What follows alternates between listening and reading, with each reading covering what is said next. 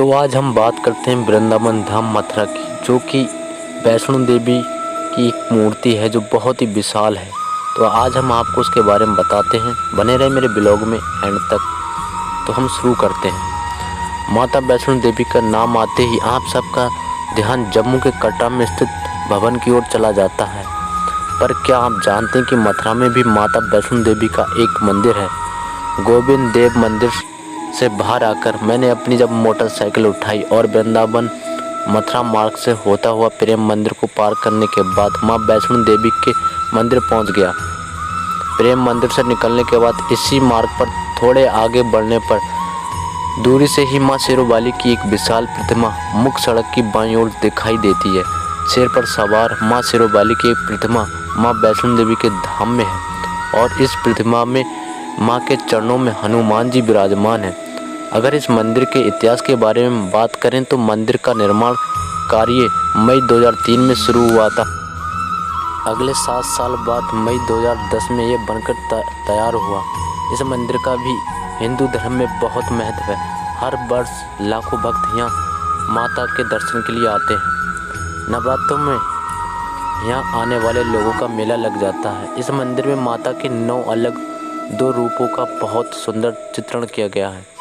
माँ के सभी रूपों की मूर्तियाँ मंदिर परिसर में विराजमान है। ये मूर्तियाँ एक गुफा में रखी हुई हैं। गुफा में कृत्रिम रोशनी की ऐसी व्यवस्था है कि देखने वालों की आंखें खुली रह जाती हैं। कृत्रिम रोशनी में माता की मूर्तियाँ बहुत सुंदर लगती हैं। गुफा में प्रवेश करने के बाद माता के 9 रूप देखने के बाद आप गुफा से बाहर आ जाते हैं। कैमरा तो मैं भारी जमा करवा चुका था, वरना आपको यहाँ के दृश्य भी अवश्य दिखाता।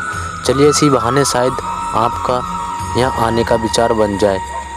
मंदिर परिसर में बने इस मैदान में 2 जगह स्पीकर लगे हुए हैं, जिनमें हमेशा भक्ति रस से भरपूर गीत सुनाई देते हैं। पगडंडी पर चलते हुए ये धुनी बहुत ही मधुर लगती है। मन करता है घंटों बैठकर यहाँ भक्ति गीत सुनता रहूँ। थोड़ी देर इस मार्ग पर चलने के बाद मैं गुफा के प्रवेश द्वार तक पहुंच गया। अंदर जाने पर मैंने देखा कि 2 जगह मूर्तियां लगी हुई हैं। वहां प्रकाश की खूब अच्छी व्यवस्था है। मूर्तियों को खूब जगमग किया गया है। बाकी जगहों पर मध्य रोशनी है ताकि चलते समय कोई दिक्कत ना हो। अगर पूरी गुफा में ही तेज रोशनी रहेगी तो मूर्तियों की सुंदरता कैसे निखर कर सामने आएगी। फिर भी लोगों को भी तेज रोशनी आंखों में चुभेगी और गुफा में तापमान बढ़ जाएगा। गुफा में धीरे धीरे आगे बढ़ता हुआ मैं माँ के आगे 2 रूपों के दर्शन करता रहा। फिर चाहे वो गौरी रूप में हो, दुर्गा हो या शेरोवाली हो, माँ के तो हर रूप निराले हैं।